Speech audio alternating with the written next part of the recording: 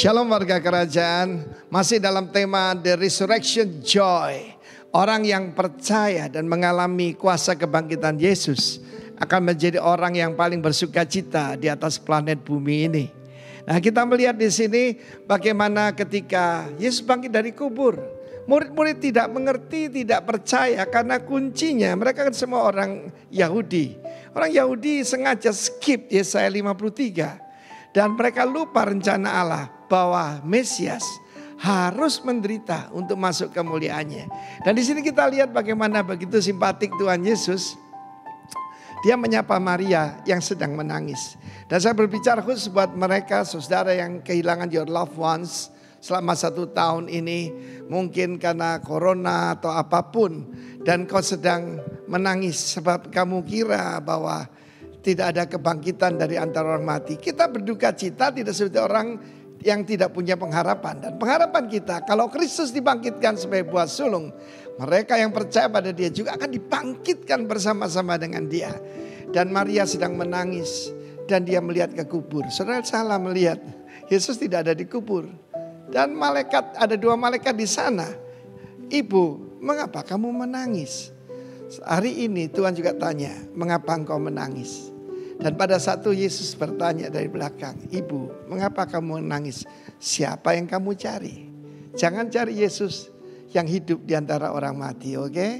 Dan kita melihat kemudian malah dituduh. Kalau Tuhan mengambilnya, ya, dikira pencuri saudara.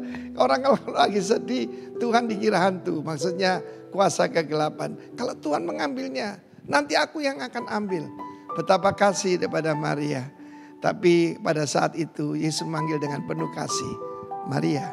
Kita tahu Maria Magdalena ini daripada ini telah diambil 7 roh jahat.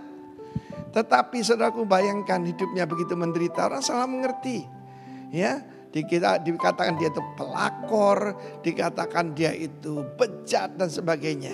Tapi ada satu yang memanggil dia dengan penuh hormat dan kasih. Ya, bahkan sangat personal, bukan lagi ibu, tetapi dia panggil Maria. Dan segera dia mengenali, he's the only one yang panggil dia dengan sebutan seperti itu. Dia segera berkata, Rabuni. Salah lagi, mestinya my God, my Lord, ya. Adoni, tapi dia panggil Rabuni, my teacher.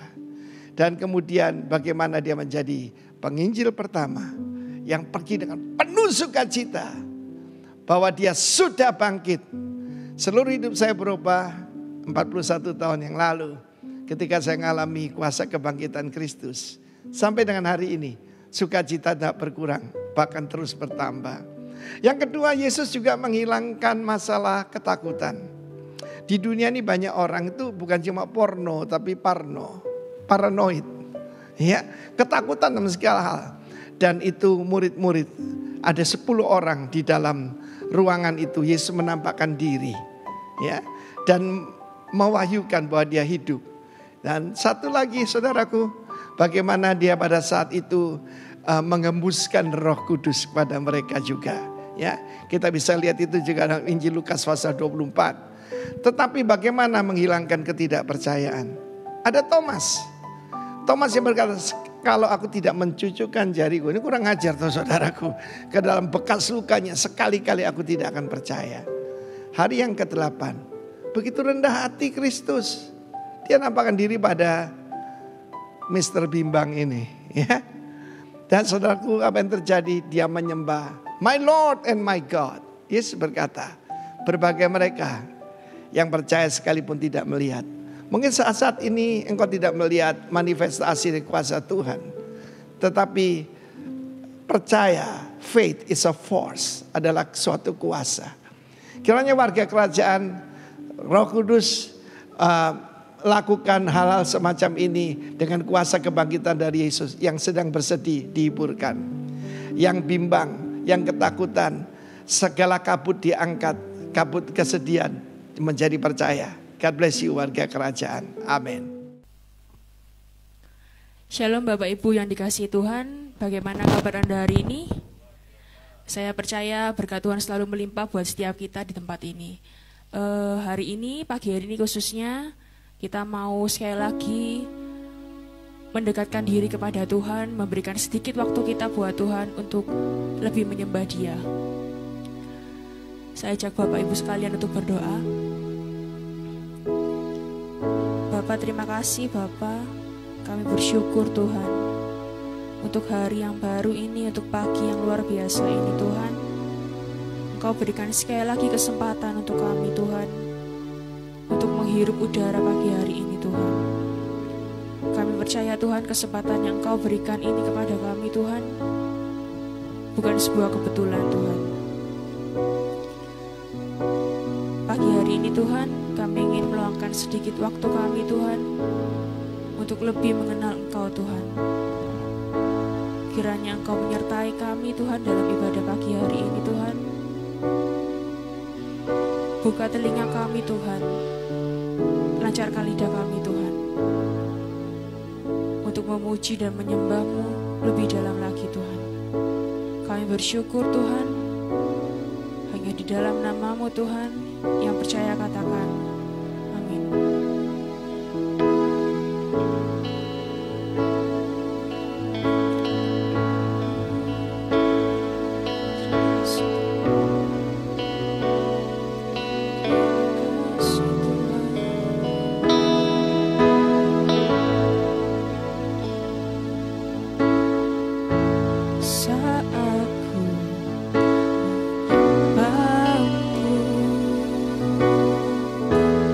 Rohmu bekerja.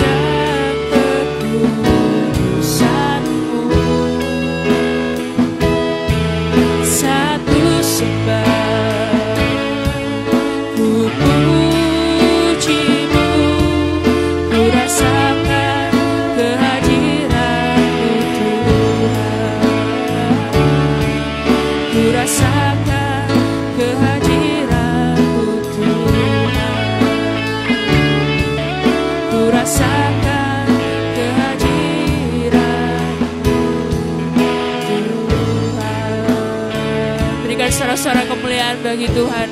Engkau baik Tuhan, terima kasih Tuhan. Siapa memuji nama Tuhan? Aduh kok loyo ya, siapa memuji nama Tuhan? Oke, kita mulai.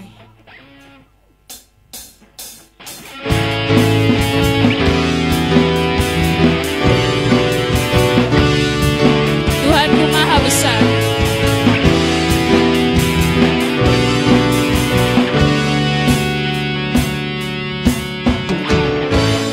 Tuhanku maha besar, Tuhanku maha kuasa, Raja segala raja. Jatakan tergoyahkan, jatakan terkalahkan, Dia hidup dan berkuasa. Serukan namanya, Yesus Tuhan Raja, segala kuasa tunduk dalam namanya. Dia luar biasa, perkasa mulia, Yesus nama di atas segala nama.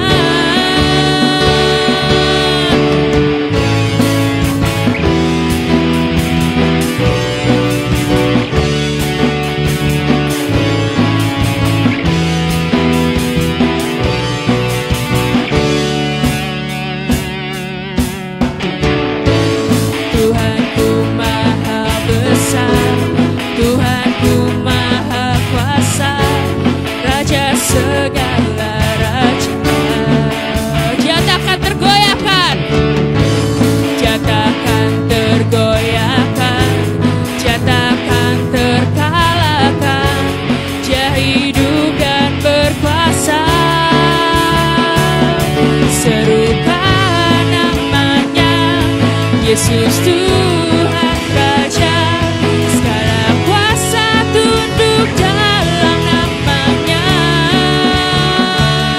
Dia luar biasa, perkasa mulia, Yesus nama di atas segala nama. Serukan Yesus Tuhan Raja, segala kuasa tunduk dalam namanya. Dia luar biasa, perkasa mulia. Yesus nama di atas segala nama. Serukan namanya, Yesus Tuhan Raja, segala kuasa tunduk dalam namanya.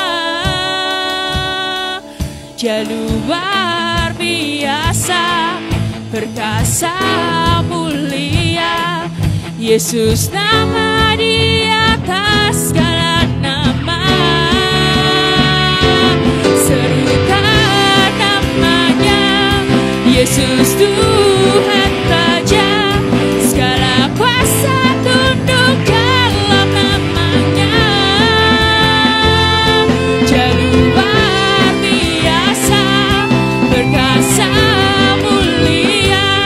Yesus nama di atas segala nama. Yesus nama di atas segala nama. Yesus nama di atas segala nama.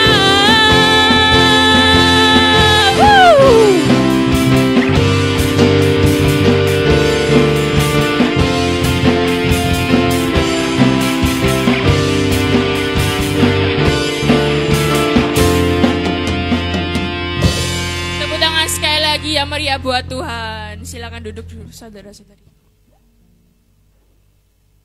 Saya mau sedikit sharing ya. Saya ini suka baca segala hal, wis pokoknya ada kata-kata itu dibaca. Suatu ketika saya scroll Google,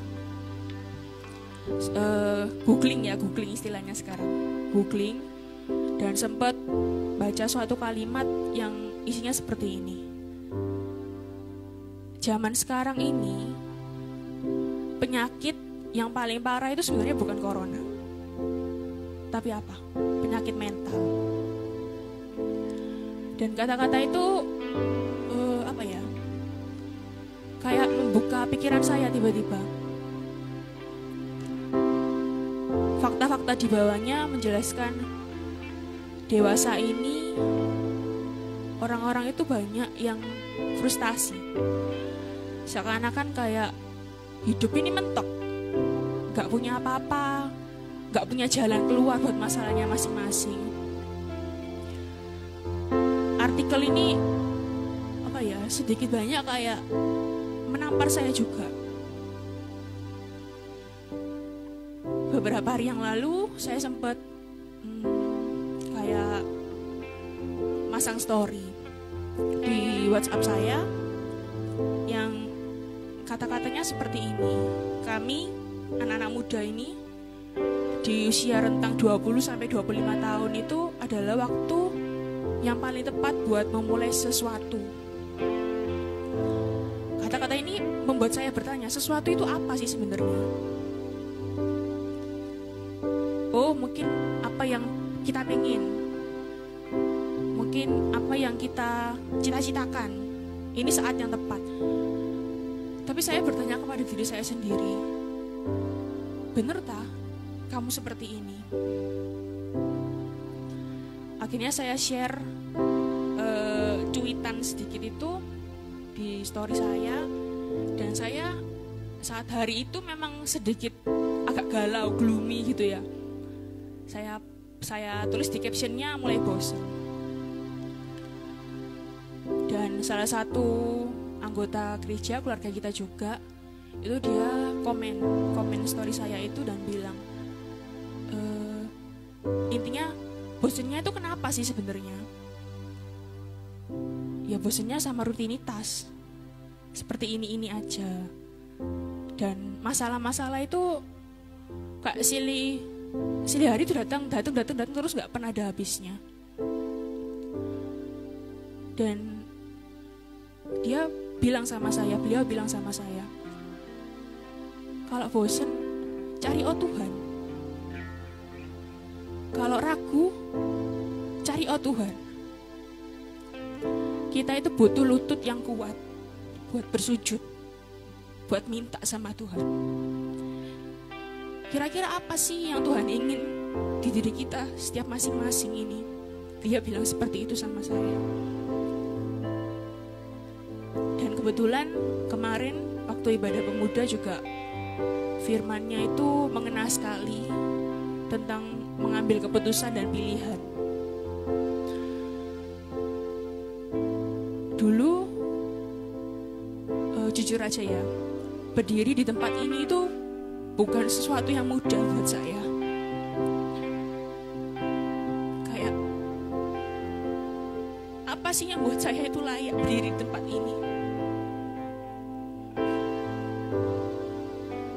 Mimpin ujian. Apa sih yang buat saya ragu berdiri di tempat ini? Mimpin penyembahan. Dredeg, nervous, pasti. Sampai saat ini pun saya masih nervous. Tapi kembali lagi saya ingat kata-kata Bapak Gembala kita. Saya dipilih itu bukan suatu kebetulan.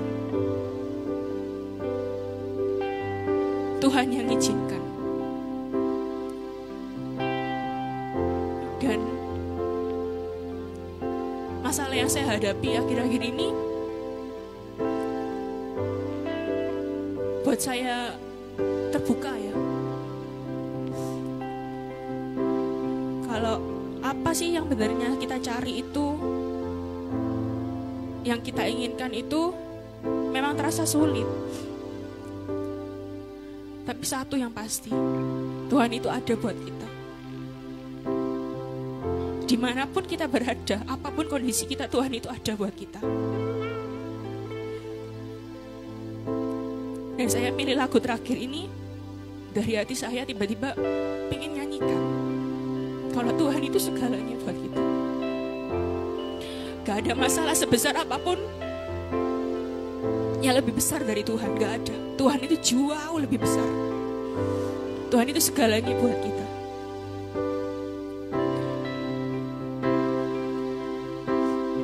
Saya hari ini mau ngajak saudara-saudari, kalau akhir-akhir ini mungkin terasa berat.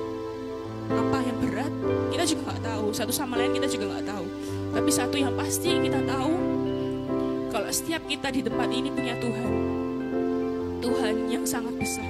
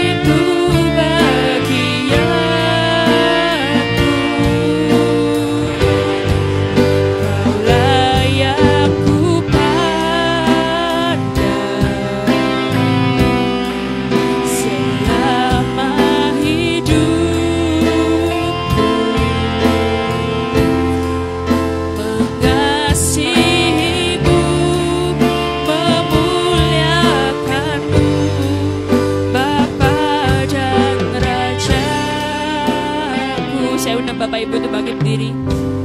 Kita nyanyikan lagu ini bersama-sama. Bapa yang mengasihiku, kasih-Mu memulihkanku, hati yang baru Kau berikan untukku dapat melihat rencana-Mu indah bagiku, ada di setiap jalanku. Hatiku haus dan lapar akan Engkau. Kaulah segalanya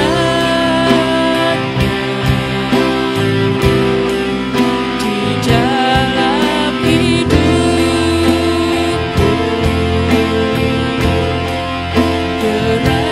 Kerajaan-Mu, kebenaran-Mu, itu bagianku.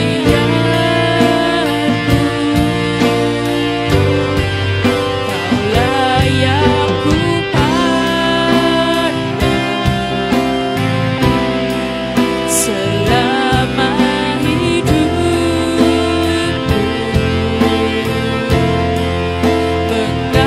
Mengasihi-Mu, memuliakan-Mu, Bapa dan Rajaku. Sekali lagi, Kaulah segalanya. Kaulah segalanya di dalam hidupku.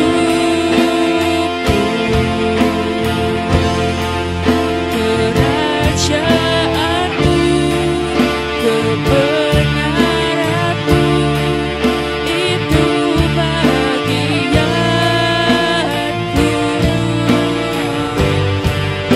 Kaulah yang kupandang selama hidupku.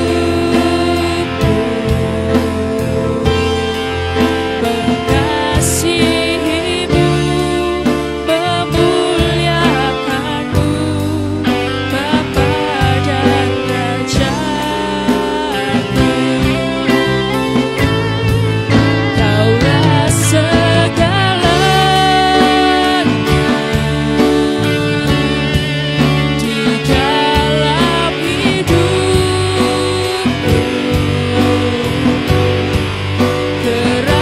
Kerajaan-Mu, kebenaran-Mu, itu bagianku. Kaulah yang kupandang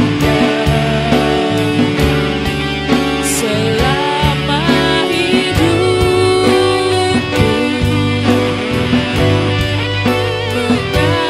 Mengasihi-Mu, memuliakan-Mu, Bapa dan Rajaku. Kaulah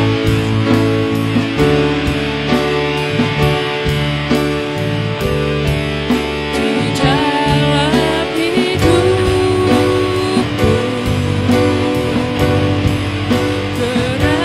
Kerajaan-Mu, Kebenaran-Mu, itu bagianku. Kaulah yang kupandang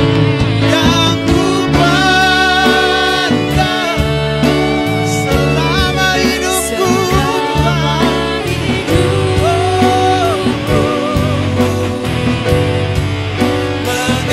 Mengasihi-Mu, memuliakan-Mu, Bapa dan. Mari sekali lagi dengan segenap hati katakan, Kaulah segalanya, Kaulah segalanya Tuhan.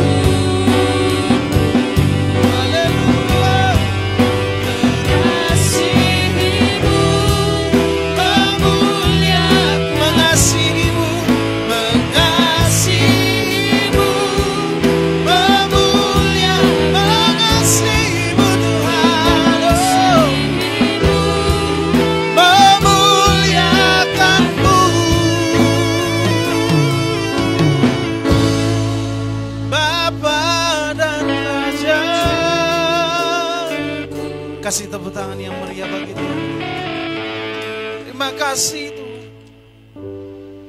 Terima kasih Tuhan. Terima kasih Tuhan. Kami mau belajar bukan hanya perkataan, tapi benar Kaulah segalanya. Dan kalau Kau segalanya Tuhan, Kau bebas mengatur hidup kami. Kau punya kendali atas hidup kami. Supaya apapun yang kami alami, kami belajar tentang kebenaran-Mu Tuhan.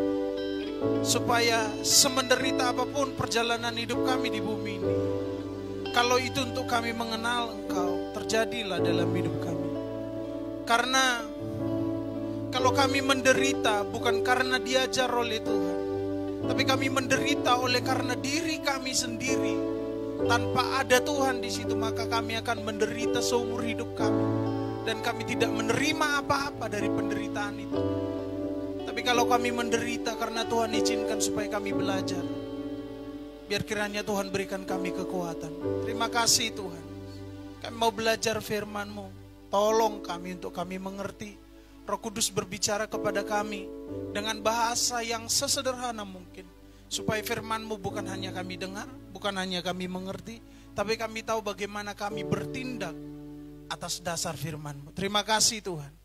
Terima kasih. Hamba bukan siapa-siapa, tidak bisa berbuat apa-apa. Kiranya Tuhan menolong hamba-Mu untuk menyampaikan firman ini. Urapi setiap kami. Dalam dan demi nama Yesus. Yang siap mendengar firman Tuhan bersama katakan amin. Yang siap mendengar firman Tuhan bersama katakan amin. Kasih jos kanan kiri katakan silakan duduk.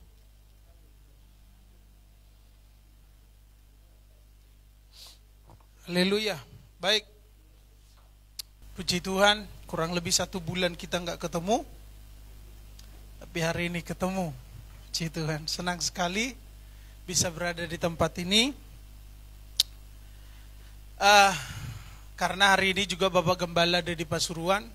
Doakan terus Bapak Ibu, apa yang kita kerjakan bersama-sama di Pasuruan, apa yang kita gumulkan bersama-sama di Pasuruan, supaya kita juga bisa mengalami kuasa kebangkitan, kuasa kebaikan, kuasa kasih, kuasa anugerah Tuhan.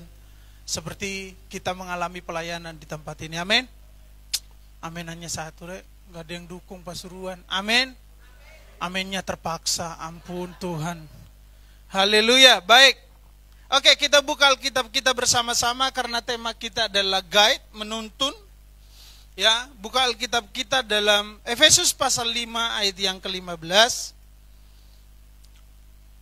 sampai ayat yang ke-16. Kita baca bersama-sama. 2, 3. Karena itu, sama-sama 2, 3. Belum, ya. Sama-sama 2, 3. Karena itu perhatikanlah dengan seksama bagaimana kamu hidup. Janganlah seperti orang bebal, tetapi seperti orang arif. Berhenti sampai di situ. Nah, ternyata Bapak Ibu, Saudara sekalian, hari-hari ini yang paling kita perlukan adalah tuntunan Tuhan. Setuju? Dan hari-hari ini, selain tuntunan Tuhan, banyak orang di zaman modern ini juga dituntun oleh aplikasi. Setuju? Kalau kita pergi ke suatu tempat yang tidak kita ketahui, bertanyalah pada, nah kan? Jadi kita memang sudah dilatih bahkan secara manusia untuk dituntun. Ya toh? Tapi anehnya, secara rohani kita susah dituntun. Kita lebih percaya wes daripada kadang-kadang ya, daripada Tuhan yang menuntun kita. Betul enggak? Wes bilang belok kanan, kita belok mana? Oh, enggak berani kan? Enggak berani belok kiri kan? Karena nanti waktunya akan dikalkulasi lagi. Salah jalan. Ya toh? Begitu maju ke depan, wes bilang belok kanan, belok mana? Tetap mokong belok kiri, ya diputar lagi nanti waktunya. Sehingga makin hari makin lama sampai ke tujuan. Nah, wes saja kita turuti. Harusnya Tuhan yang punya hidup kita harus lebih utama yang kita WC itu kita butuhkan sewaktu-waktu kok. Bukan sewaktu-waktu, waktu-waktu tertentu. Tidak mungkin Pandaan Pasuruan pakai WC. Saya yakin dia bukan orang Pandaan. Tapi kalau misalnya kita lagi, kalau yang udah sering ke Bali juga menurut saya kalau hanya di situ-situ aja nggak butuh WC. Bahkan karena kita udah dituntun WC dulu, kita udah tahu jalan mana yang lebih baik. Betul ya? Nah, tapi pernahkah kita berpikir bahwa sebenarnya Tuhan harus loh, supaya kita tidak salah langkah, supaya kita tidak salah mengambil keputusan, supaya kita tidak salah ucap, supaya kita tidak salah melakukan segala sesuatu yang pada akhirnya punya dampak buruk bagi kehidupan kita di hari-hari kemudian. Harusnya Tuhan melalui firman, ini yang kelihatan. Makanya saya bersyukur Alkitab ditulis. Bayangin kalau Alkitab tidak tertulis. Masing-masing ada di pikiran. Pak Pendandoko bilang, firman Tuhan berkata. Pakai satu ayat. Tiba-tiba Pak Wawan bilang, firman yang di kepala saya bukan begitu. Masing-masing punya terjemahan sendiri-sendiri. Betul? Menurut keinginannya sendiri. Tapi hari ini sudah ada tuntunannya, nggak bisa ngelak kita. Tergantung nanti, kita juga bisa ngelak sih. Terjemahan apa yang kamu pakai? Sama aja. Tapi minimal Alkitab tertulis. Artinya gini, kita punya hukum yang sama, kita punya kitab suci yang sama, yang harus kita pelajari sebagai fondasi kehidupan kita, bagaimana Tuhan menuntun kita dan bagaimana mengambil keputusan dalam kehidupan. Yang kedua, yang tidak kelihatan adalah Roh Kudus. Bolehkah kita dituntun oleh Alkitab tanpa Roh Kudus? Ayo. Nggak bisa, nanti ditafsir-tafsir sendiri. Jadi kalau bahasa Inggrisnya carpe diem. Ya. Nah, bolehkah kita hidup dalam Roh Kudus tanpa belajar firman? Gak bisa. Kenapa? Ngeroh. Baru ibadah. Saya lihat panas si iblis di sana. Padahal gak ada yang lihat. Hanya dia yang lihat. Ngeroh. Suatu hari, saudara, dalam sebuah pelayanan. Waktu saya pelayanan di sana, jadi masih praktek. Di salah satu daerah, bukan di Pandaan pokoknya. Karena saya tahu pikirannya sebagian sudah di Pandaan ini. Enggak. Di Sidoarjo. Ada seorang pendoa. Yang memang jomblo pendoa ini. Nah, ada seorang pemudi yang memang cantik. Bukan memang sih ya cantik. Saya bilang memang cantik karena saya udah punya yang paling cantik. Istri saya. Bagi saya. Bagi kalian enggak apa-apa. Bagi saya yang penting kan bagi saya. Nah, setiap kali berdoa yang wanita ini datang, ya ini memang bagian yang ngatur doa, masih muda, ya koordinator doa, agak ganteng juga, ya datang setelah saya 6 bulan di sana, baru saya dengar seolah-olah dia berkata, firman Tuhan berkata, dalam doa lagi banyak orang, dia sebut nama perempuan ini, Tuhan berkata, engkau ini akan jadi istriku. Ayo, disaksikan banyak orang. Disaksikan, gimana itu? Gimana itu di depan banyak orang. Ternyata perempuan itu menikah sama siapa coba? Sama orang lain. Lah terus yang tadi itu apa? Padahal dia udah bilang firman Tuhan berkata. Maka supaya kita tidak kalau bahasa serampangannya ngawur dalam kehidupan, harus ada firman Tuhan dan harus ada Roh Kudus. Supaya ketika kita baca kita nggak mengerti, kita tanya Roh Kudus. Supaya ketika kita melangkah ada suara di dalam hati kita dan kita berkata kita yakin itu Roh Kudus. Sekarang bacalah firman Tuhan, ujilah segala sesuatu. Amin. Supaya jelas dalam kehidupan. Nah, sekarang kita akan belajar bagaimana cara Tuhan menuntun hidup kita. Ada 2 yang kita pelajari sekarang. Yang pertama, cara paling sederhana adalah Tuhan menuntun kita dengan apa yang kita tahu dan Tuhan mau. Karena meskipun kita tahu kalau Tuhan tidak mau, yang nggak terjadi. Betul? Ini yang paling gampang. Jadi ini yang saya sebut masa pertumbuhan. Ayo saya tanya, siapa yang punya anak bayi, kalau dia nangis lapar tidak dikasih makan? Orang tua gendeng. Kok aneh ya, setiap kali bayi nangis, perhatian orang tua sama bayi itu. Selalu dicari apa yang diinginkan, meskipun belum bisa berkomunikasi nih.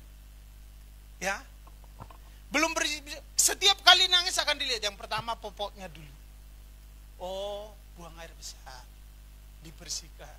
Begitu nangis dilihat tidak ada, oh haus. Kok bisa ngerti? Karena melihat keadaan. Dan anak minta apapun waktu itu akan dituruti sama orang tua. Selama itu untuk keperluannya. Dan itu yang disebut masa pertumbuhan. Bukankah waktu kita pertama-tama cinta sama Tuhan, doa apapun dikasih? Ayo, punya pengalaman? Atau doa nggak pernah dikasih? Jangan-jangan salah Tuhan. Oh ya, waktu kita jatuh cinta awal-awal, cinta mula-mula, kasih mula-mula, kita serasa doa hari ini, besok, minggu depan dijawab. Dan itu yang membuat kita menggebu-gebu. Jarak pandaan Surabaya untuk berdoa serasa tidak ada jarak. Kok bisa? Sekarang ayo pandaan pas Surabaya doa. Kesel. Kok bisa? Karena jujur, kita nggak menjaga api itu. Tidak membara lagi. Yang pertama kali jatuh cinta dengan pasangannya. Yang di belakang saya yakin membara itu cintanya. Nah, dekat-dekat aja mungkin bisa saling komunikasi mereka, telepati. Memandang gini aja tahu. Tapi coba yang udah berumah tangga 50 tahun. Gandengan tangan, arek cilik. Nggak bisa digandeng lagi. Dulu kemana-mana gandengan tangan. Ayo coba, betul apa enggak? Nyebrang jalan gandengan tangan. Nggak malu itu. Karena apa? Menggebu-gebu cintanya. Seolah-olah tidak pengen lepas. Nah, kalau kita belajar hari ini, makanya kalau kita belajar, Tuhan bisa menuntun kita dengan cara yang kita tahu dan Tuhan mau.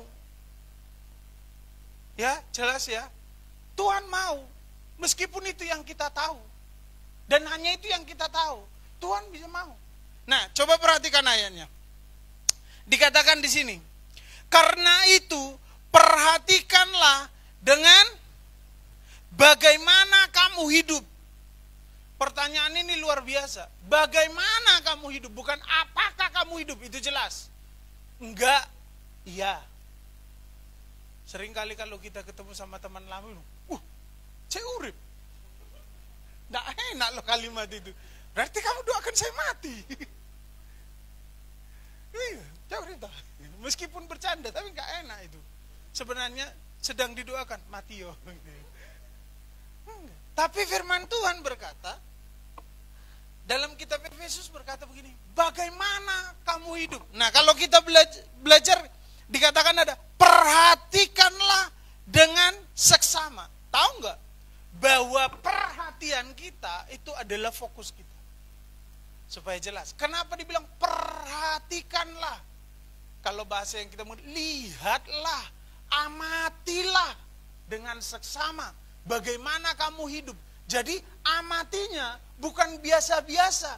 Kalau bisa seperti peneliti yang sedang meneliti sesuatu, yang konsentrasinya hanya di situ, sampai nanti dia bisa membuat suatu kesimpulan tentang sesuatu yang sedang diteliti. Hidup itu harusnya begitu. Percaya nggak bahwa apa yang kita perhatikan itu adalah apa yang kita anggap menarik? Nggak mungkin kalau nggak menarik diperhatikan. Salah satu contoh, masa-masa masih muda, nggak tahu kalau itu masih terbawa kepada sampai sekarang. Ketika kita di lampu merah, tiba-tiba yang laki-laki ada wanita cantik di samping. Pasti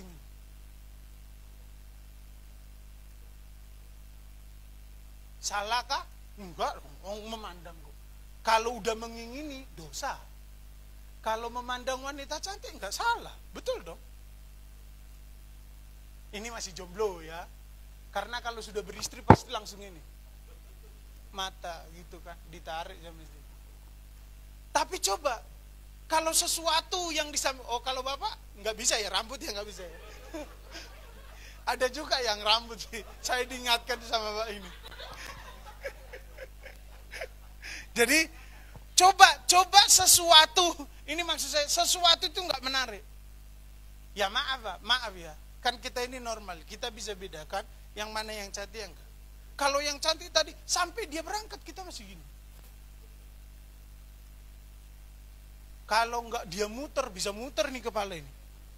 Badan ikut muter, tapi kalau enggak menarik. Ya, enggak apa-apa. Saya yakin, kalau enggak menarik bagi kita, perhatian kita enggak ada di situ. Satu. Kedua, makanya perhatikan, kalau suami-suami sudah mulai membandingkan istri dengan orang lain, bagi suami yang sedang membandingkan, itu artinya suami sedang memberikan perhatian kepada, hati-hati Le. Jadi kalau ingat, istri sudah tahu kuncinya kan, kamu kok enggak, lagi memperhatikan ya, ketahuan. Jadi hati-hati. Kalau suami bilang, kamu kok enggak seperti istrinya dia? Istri langsung jawab, kamu juga enggak kayak suaminya. Jadi sama-sama ya, sama-sama imbang ya. Berarti kalau misalnya disuruh tukar tempat, kita juga bertukar di sana. Karena suaminya jadi istrinya dia tetap, suamimu jadi suamimu juga. Ya. Yang kedua, biasanya kalau kita memperhatikan sesuatu, itu pasti lebih berharga bagi kita, lebih menguntungkan bagi kita. Betul ya? Kalau nggak menguntungkan, merugikan, mana ada orang mau memberi perhatian? Waktu aja nggak ada kita di situ. Tapi kalau itu menguntungkan, berapapun waktu yang dibutuhkan kita ada di situ. Apalagi menguntungkan secara pribadi. Nah makanya Paulus berkata begini, perhatikanlah bagaimana kamu hidup. Kata perhatikan, itu berasal dari kata blepete aun akribos. Apa artinya? Ternyata begini loh. Blepete aun akribos itu artinya begini. Lihat dengan tepat, lihat dengan akurat, rajin atau sungguh-sungguh. Wah itu keren ya. Apakah hari-hari ini, waktu Tuhan berbicara kepada kita, kita sudah melihat dengan tepat? Ingat, waktu Nuh membuat batra, selalu ada kata, dia melakukan tepat seperti yang diperintahkan Tuhan kepadanya. Bagaimana kita menjalani hidup hari ini? Sudahkah kita menjalani hidup tepat seperti yang difirmankan Tuhan? Atau kita variasi sedikit supaya tidak merugikan dan tidak menguntungkan, tidak merugikan bagi orang lain, tapi menguntungkan bagi kita? Sudahkah secara akurat kita mengambil keputusan sesuai dengan firman Tuhan dan Roh Kudus yang ada dalam hati kita? Supaya ketika kita melangkah meskipun ada persoalan, tidak ada penyesalan dalam kehidupan. Karena kita tahu keputusan yang kita ambil sesuai dengan firman Tuhan dan juga Roh Kudus yang ada di dalam hati kita. Sudahkah kita sungguh-sungguh membangun jam doa kita dan baca Alkitab kita setiap hari untuk mencari Tuhan, bertanya kepada Tuhan, apakah yang harus kita lakukan dalam kehidupan? Kalau belum, berarti kita bukan orang yang mau dituntun. Jelas ya? Nggak enak loh sebenarnya tuntunan Tuhan. Nanti kita akan lihat. Jadi, tapi ada yang kita mau, masih sering dikasih. Amin. Yang pertama, Tuhan bisa menuntun kita melalui apa yang kita tahu Dia mau. Nah, coba perhatikan dikatakan di sini. Dan ayat yang ke-15, bagaimana kamu hidup, janganlah dikasih peringatan seperti orang bebal. Nanti kalau kita baca Amsal banyak di situ. Apa arti orang bebal? Nah, kata bebal itu berasal dari kata asopos. Supaya nanti kita tahu kata arif berasal dari kata mana. Meskipun kalau kata arif ini sering ditonton anak-anak. Ya. Asopos, artinya gini, tidak berhikmat. Ingat ya, siapapun dari antara kita hari-hari ini, hati-hati dalam mengambil keputusan. Hati-hati kalau ngomong. Karena hari ini serba digital. Ingat ya, orang yang hari ini ngomong bisa dibandingkan dengan dia ngomong 2 tahun yang lalu. Itu yang disebut jejak digital. Jadi jangan sembarangan ngomong. Termasuk kita nanti, ini direkam nih, makanya hati-hati ngomong. Karena nanti ketika mungkin 2 tahun lagi kita ngomong sesuatu, ini rekaman ini bisa dibuka. Lah, kamu ngomong apa dulu? Ketika kita membolehkan sesuatu yang kita larang hari ini, suatu saat akan ketahuan. Betul? Jadi orang bebal itu orang gak berhikmat. Orang yang tidak fokus melakukan kehendak Tuhan, itu yang paling gampang. Itu orang bebal, apapun itu. Berbohong termasuk bebal kalau itu terus menerus. Tulus bisa jadi bebal kalau ketulusannya hanya untuk keuntungannya sendiri. Saya tahu Pak Roy ini orang baik, gak tegaan. Ya. Gak tegaan. Saya melakukan kesalahan. Saya langsung ngomong, Pak Roy, saya minta maaf. Saya bersalah. Gebosi ban mobil Pak Roy. Pak Roy bilang, ya udah Pak, kalau nggak sengaja, padahal udah gembosi sengaja. Minggu depan ibadah lagi. Tiba-tiba mobilnya kena lagi. Memang disengaja. Pak Roy, saya minta maaf. Mobilnya Pak Roy waktu saya lewat itu kebeset. Pak Roy bilang, enggak apa-apa. Lah kalau ini terus enggak apa-apa. Mobilnya lama-lama jadi rongsokan. Lah, saya ini orang tulus apa enggak? Enggak sebenarnya. Jadi jangan lupa ya, jangan pakai kata rohani hanya untuk menguntungkan diri kita sendiri dan merugikan orang lain, itu bebal. Tulus kata rohani enggak? Tapi kalau tulus dalam kesalahan yang sama terus-menerus berulang, enggak tulus namanya. Akal bulus. Ya, itu. Kemudian kata tetapi jadilah arif. Bukan namanya arif yang penting. Namanya arif banyak, di Pasuruan juga ada. Tapi bukan nama yang dimaksud, tapi orang arif. Orang arif itu dari bahasa, kalau tadi asopos, orang arif itu dari bahasa sopos. Sopo jarwo. Jadi ternyata sopos itu arif. Meskipun sopos yang di sana tulus, ya, tulus. Apa artinya? Berhikmat. Selain berhikmat apa? Tujuan utamanya adalah melakukan kehendak Tuhan meskipun itu merugikan secara daging. Ayo, saya tanya, berdoa pagi-pagi merugikan secara daging nggak? Oh iya dong, kurang waktu tidur kok. Mengurangi jam tidur kan merugikan. Betul? Datang ke gereja sebenarnya merugikan apa menguntungkan? Kalau hitung-hitungan, hari libur loh. Enak ngelecer apa ke gereja? Ayo. Tapi orang arif itu dia tahu bahwa keputusan terbaik yang bisa diambil dalam kehidupannya adalah melakukan kehendak Tuhan. Itu yang pertama. Yang terakhir, habis ini kita pulang.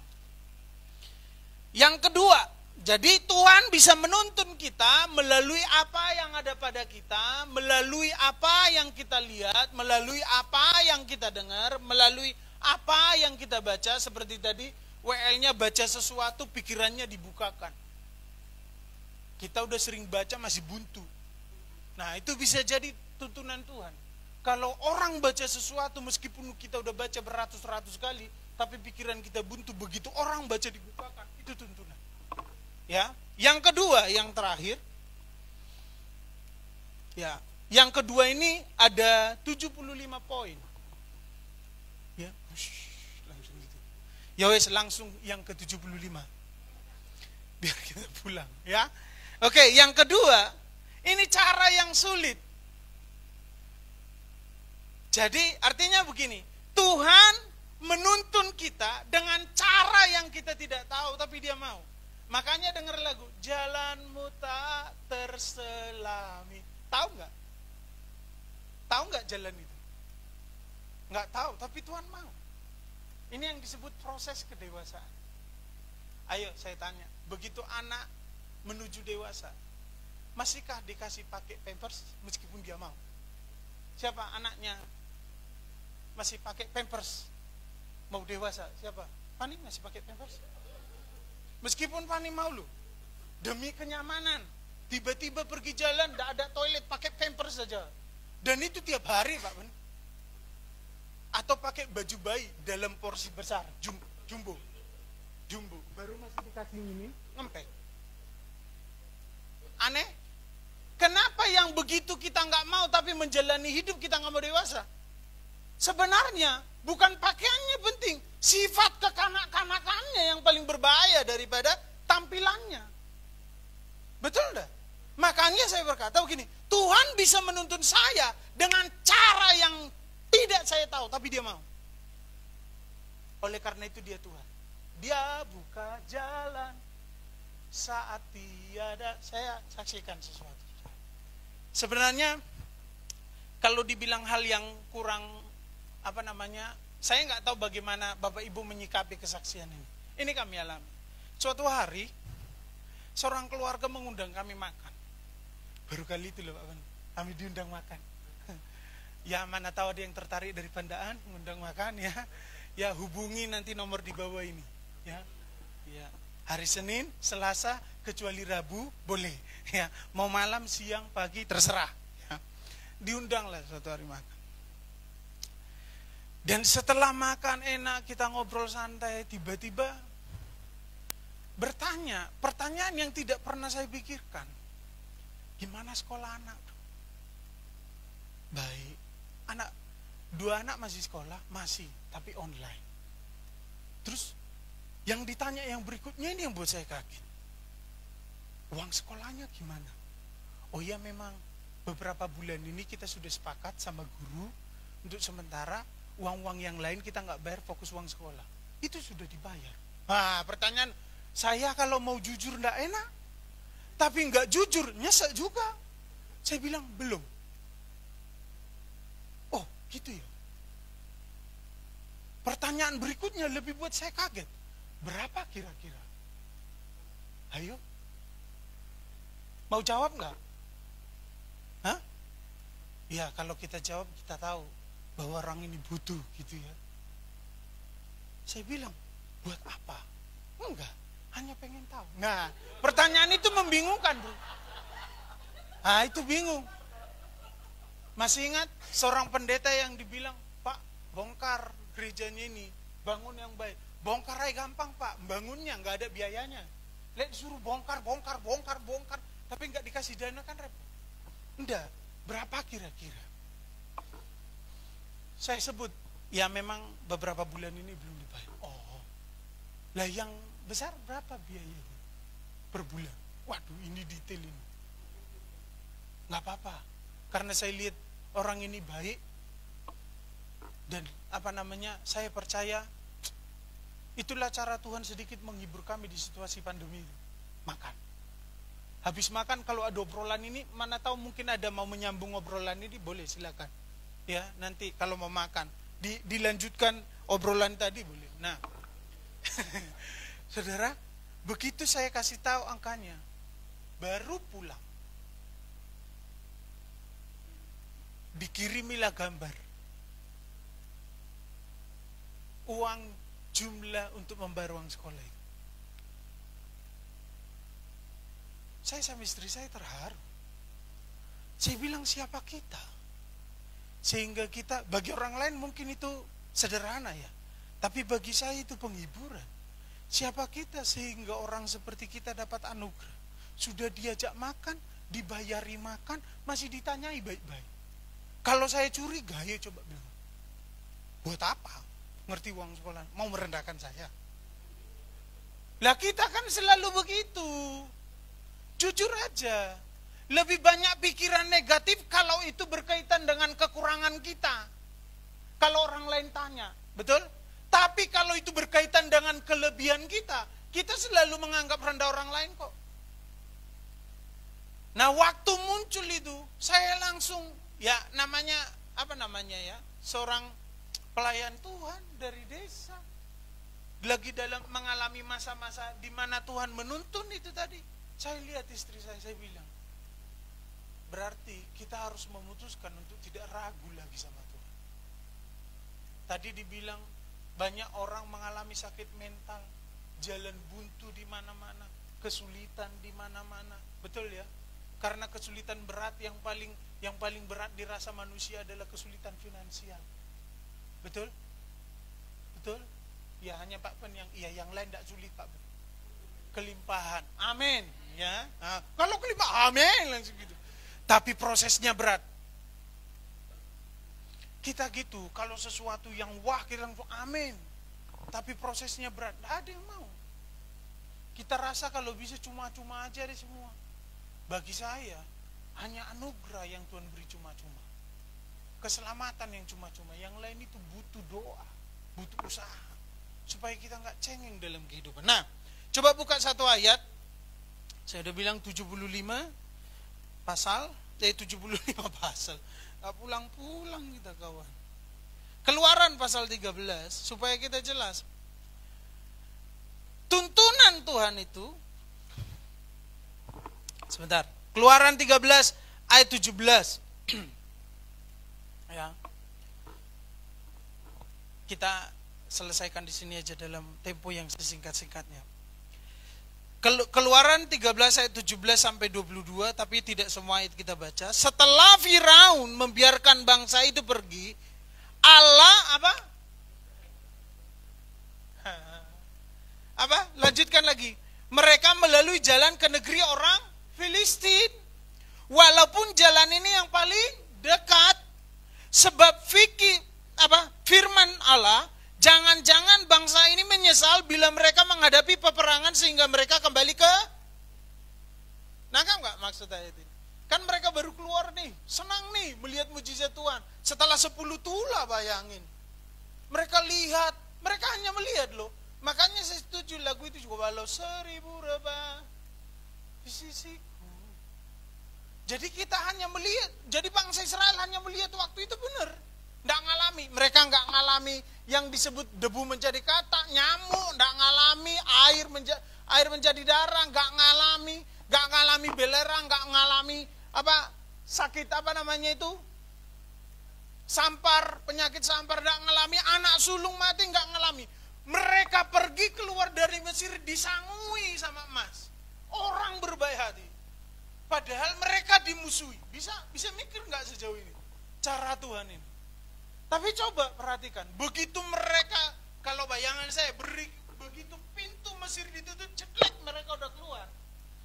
Maka Tuhan ngomong begini, melalui Musa, maka Allah tidak menuntun mereka. Ternyata tuntunan Tuhan itu adalah tidak menuntun kita melalui keinginan kita. Itu yang berat.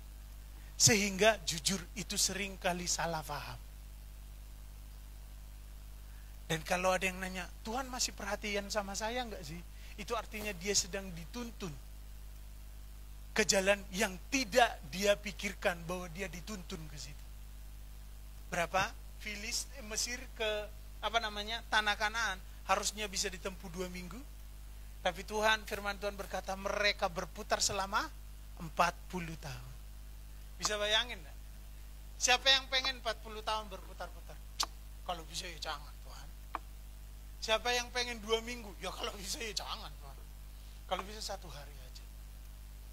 Saya tanya, yang dituntun selama 40 tahun ini, apa yang mereka lakukan di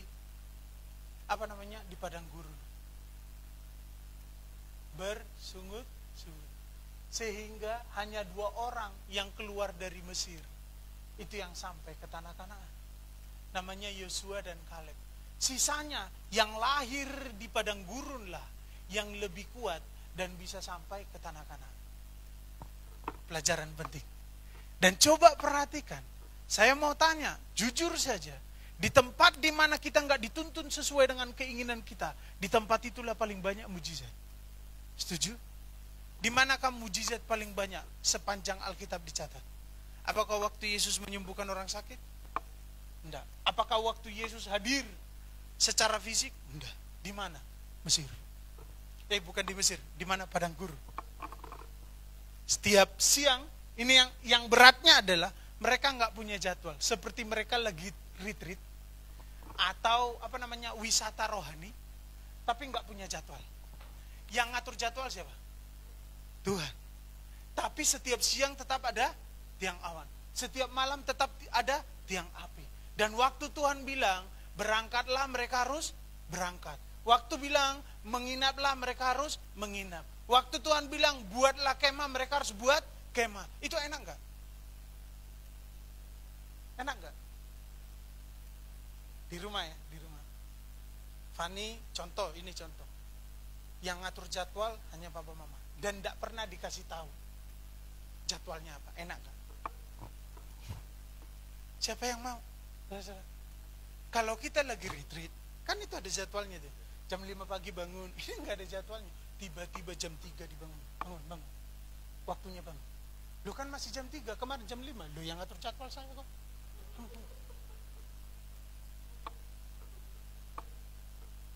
Enak. Tiba-tiba jam 12 malam dibangun. Bangun, makan, langsung, oh iya, makan ya.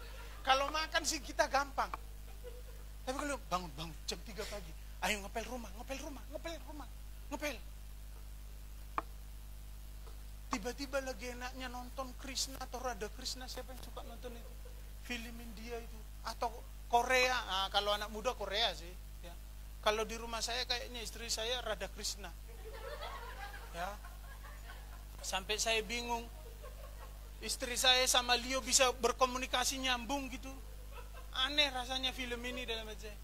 Jadi kalau yang sini mungkin yang Korea, tiba-tiba lagi senang nonton ini. Mendekati episode terakhir, kita mau tahu endingnya, tiba-tiba dimatikan. Ayo, ngepel sekarang, jadwal ngepel. Padahal bukan jadwalnya. Enak dah. Tapi ternyata yang dibutuhkan apa waktu itu? Ketaatan. Jadi nggak peduli Tuhan mau bawa kemana, selama kita taat dan selama Tuhan ada di sana, tempat itu paling aman. Bukan paling nyaman. Masih ingat beberapa minggu yang lalu kita sama-sama sharing Yeremia 29 ayat yang ke-11. Satu lagi terakhir sebelum kita selesai. Ya, aku mengetahui rancangan apa yang ada padaku mengenai kamu, yaitu rancangan damai sejahtera. Pertanyaan saya, di mana damai sejahteranya? Itu di tempat pembuangan. Ayo, masa orang Indonesia bilang waktu dijajah Jepang, dijajah Belanda, rancangan damai sejahtera? Di mana damai sejahteranya? Banyak yang mati. Ayo coba pikir, apakah Tuhan sedang salah ngomong melalui Yeremia dan Yeremia bilang ralat? Ternyata bukan itu, saya salah dengar. Enggak, ayat ini enggak pernah berubah. Dulu, sekarang, dan selamanya. Dan terbukti enggak bahwa rancangan damai sejahtera? Yes. Kenapa? Karena ternyata mereka tidak bisa dijajah oleh siapapun selama di Babel. Kerajaan berganti, tapi pemerintahan tetap di situ. Betul? Nebukadnezar, Belshazzar anaknya, baru Darius dan yang lain. Tapi tetap di situ. Dan coba perhatikan bagaimana Tuhan memberi waktu kepada mereka. 70 tahun saja kalian ada di sini. Setelah itu mereka kembali. Membangun apa? Yerusalem. Siapa yang suruh? Orang-orang yang tidak mengenal Tuhan itu. Yang punya kuasa yang besar. Damai sejahtera bukan? Mereka bisa kembali dan mereka kalau kita backingi sama penguasa waktu itu. Wow, itu yang luar biasa. Bagi kita, nggak ada damai sejahtera selama kita menderita. Padahal damai sejahtera dibutuhkan waktu kita menderita. Damai sejahtera itu bukan soal rasa nyaman, bukan, salah. Keluarga yang bahagia itu bukan keluarga yang kelihatan tidak pernah berantem, tapi tiba-tiba bercerai. Kaget enggak? Salah satu keluarga yang terkenal, siapa? Tahu? Hah? Siapa? Bukan. Ya taruhlah itu, kan nggak pernah kelihatan berantem tuh. Tiba-tiba cerai. Siapa sekarang? yang pelayan Tuhan. Sorry loh ya kalau ini Hotma. Kalau lihat vlog-vlognya Desire, romantis banget. Pagi-pagi shalom, Tuhan diberkatilah orangnya. Saya nggak tahu apapun yang mereka putus kepikirkan tentang. Tapi itu jadi konsumsi publik sekarang. Dan siapa aja bisa komentar sekarang. Itu loh yang saya bilang. Kalaupun Tuhan bawa kita seperti Daud bilang, di lembah kekelaman. Tapi kalau Tuhan ada di situ, kita bisa terancam, tapi tidak sampai mati. Amin. Kita bisa sakit, tapi tidak sampai mati. Yang penting nyawa kita tetap terjaga. Itu yang paling tahu. Jadi Tuhan bisa tuntut kita dengan cara yang pertama yang kita tahu Tuhan mau, yang kedua yang kita nggak tahu tapi Tuhan mau. Yang pertama adalah proses kita bertumbuh, yang kedua proses kita menjadi dewasa. Orang dewasa itu sering bertengkar, tapi diselesaikan. Anak-anak itu bertengkar terus, tidak mari-mari. Dan masalahnya itu aja, tapi mereka mau berdampingan. Tapi nanti bertengkar lagi, balik lagi, bertengkar lagi. Dan itu aja. Duma salah satunya yang saya pelajari. Hanya satu kata, tidak boleh. Balik ke rumah nangis. 5 menit lagi kembali ke sana. Yang sana bilang, tidak boleh. Balik ke rumahnya nangis. Tiba-tiba mereka udah ngumpul main. Tiba-tiba hanya karena satu mainan direbut masih tidak boleh. Nangis lagi. Saya pikir, ya memang gitu ya arek cilik itu ya. Nah, kalau kita gitu terus-menerus, ngambek, nangis, marah, tidak ada penyelesaiannya, tiba-tiba mood, ya kalau bukan anak berarti lagi sakit mental. Atau masih ingat Schadenfreude? Ketika kita senang melihat orang menderita. Waktu orang menderita kita tertawa, kita lagi sakit mental. Amin. Maka ini yang harus kita pelajari. Jadi kalau Tuhan lagi bawa kita berputar, harusnya 2 minggu, tapi 40 tahun sudah. Sabar. Karena kita nggak bisa mengubah keputusan apapun. Amin. Dalam kehidupan.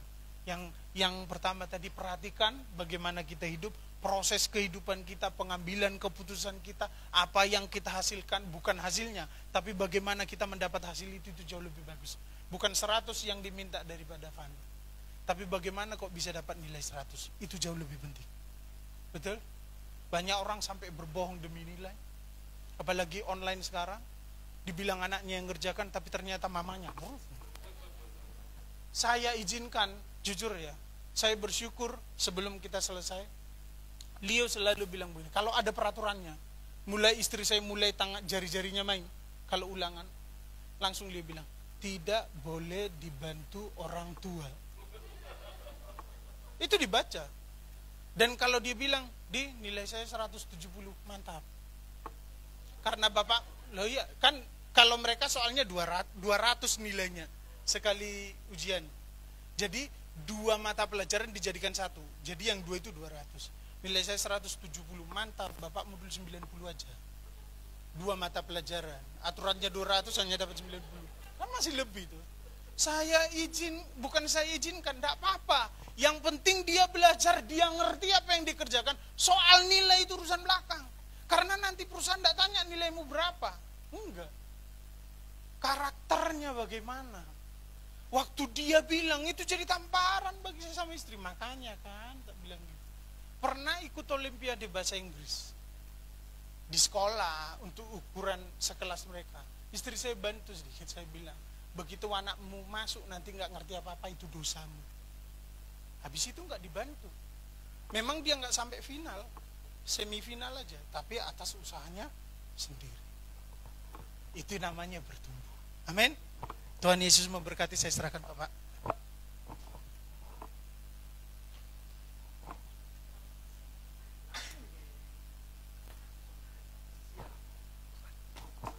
Saya undang pemain musik untuk maju ke depan. Kita akan siapkan diri kita untuk perjamuan kudus pagi hari ini.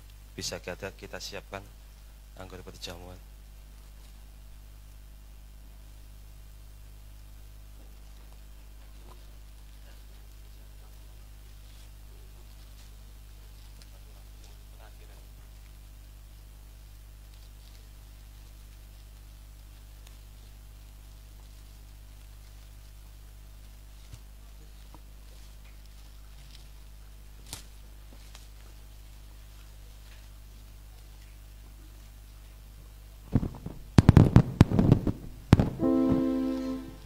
kita naikkan satu pujian.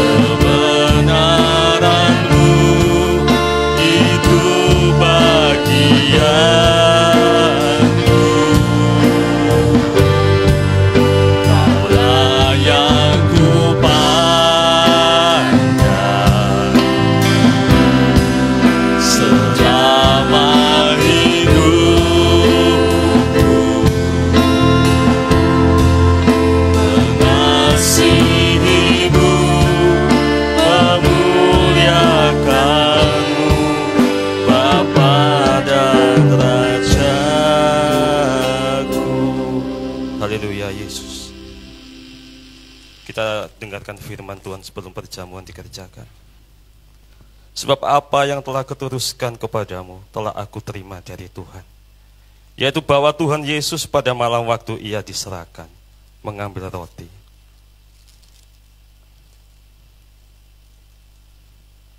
Dan sesudah itu ia mengucap syukur atasnya, ia memecahkan dan berkata, inilah tubuhku yang diserahkan bagi kamu. Perbuatlah ini menjadi peringatan akan aku. Bukankah roti yang ada di tangan kanan kita ini persekutuan kita dengan tubuh Kristus? Mari kita.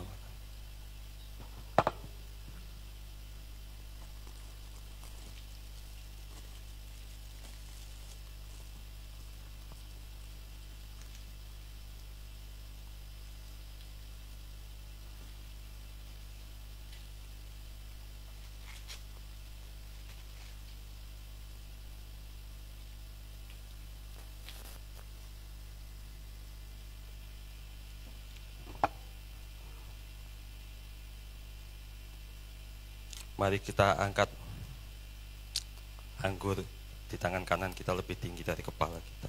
Kita dengarkan firman Tuhan. Demikianlah juga ia mengambil cawan sesudah makan. Lalu berkata, cawan ini adalah perjanjian baru yang dimeteraikan oleh darahku. Perbuatlah ini setiap kali kamu meminumnya menjadi peringatan akan aku. Bukankah cawan yang ada di tangan kanan kita yang persekutuan kita dengan darah Kristus? Mari kita minum.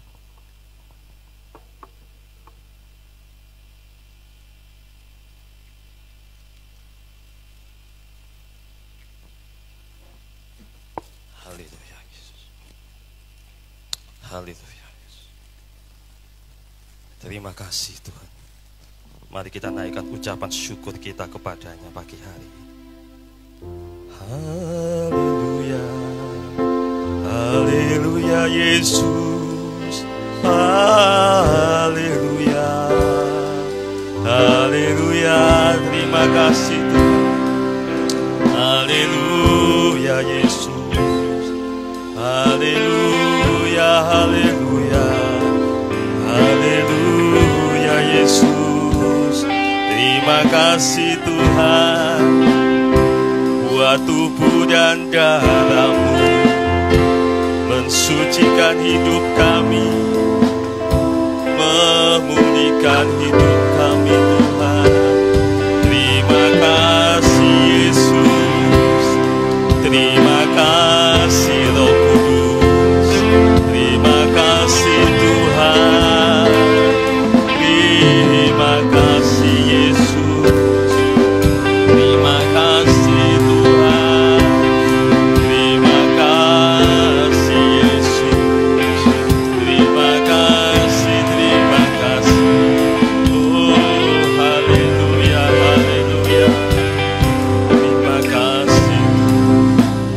kasih Tuhan buat tubuh dan darah-Mu Tuhan.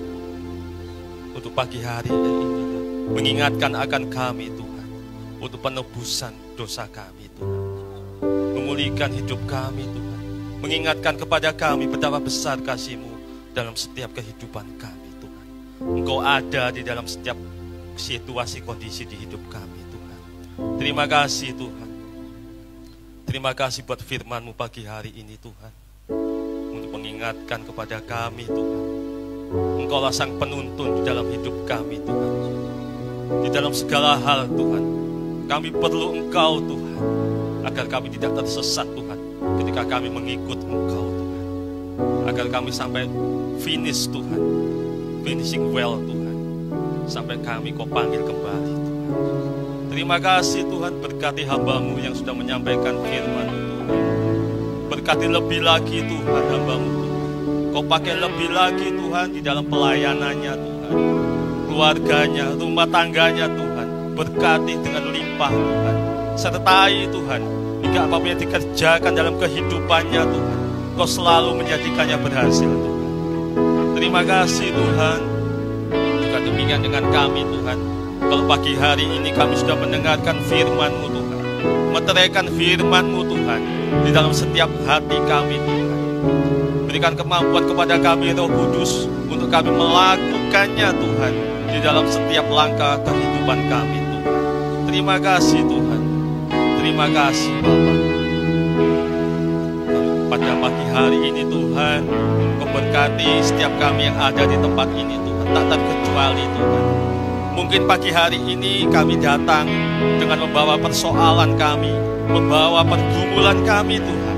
Kami percaya Tuhan, ketika kami datang kepadamu Tuhan, Kau berikan jawaban Tuhan buat setiap persoalan kami Tuhan. Dan kami percaya Tuhan, bersama Engkau Tuhan, segala sesuatu dapat kami kerjakan Tuhan. Kami cakap menanggung segala perkara Tuhan. Dan pencobaan-pencobaan yang kami alami Tuhan adalah pencobaan biasa Tuhan, tidak melebihi kekuatan kami. Dan kami percaya Tuhan, setiap persoalan-persoalan kami, Kau sudah berikan jalan keluarnya buat setiap kami Tuhan. Yang mungkin pagi hari ini kami datang Tuhan, mengalami sakit Tuhan. Oleh kuasa darah-Mu, oleh kuasa bilur-Mu Tuhan, Kau menyembuhkan kami dengan sempurna Tuhan. Karena Engkau Allah yang sempurna. Terima kasih Tuhan. Kalau pagi hari ini juga kami akan memberikan yang terbaik untuk pekerjaan-Mu di tempat ini Tuhan. Berkati tangan-tangan yang memberi Tuhan. Ini adalah sebagai tanda ucapan syukur kami kepadamu Tuhan, atas segala apa yang sudah Kau berikan di dalam hidup kami Tuhan. Terima kasih Tuhan. Juga kami sebentar Tuhan akan berpisah satu sama lain Tuhan. Mari Kau hentarkan setiap kami Tuhan, untuk boleh tiba selamat sampai di rumah kami, boleh berjumpa dengan keluarga kami dengan tak kurang satu apapun Tuhan. Terima kasih Tuhan, terima kasih. Mari kita angkat kedua tangan kita Pak.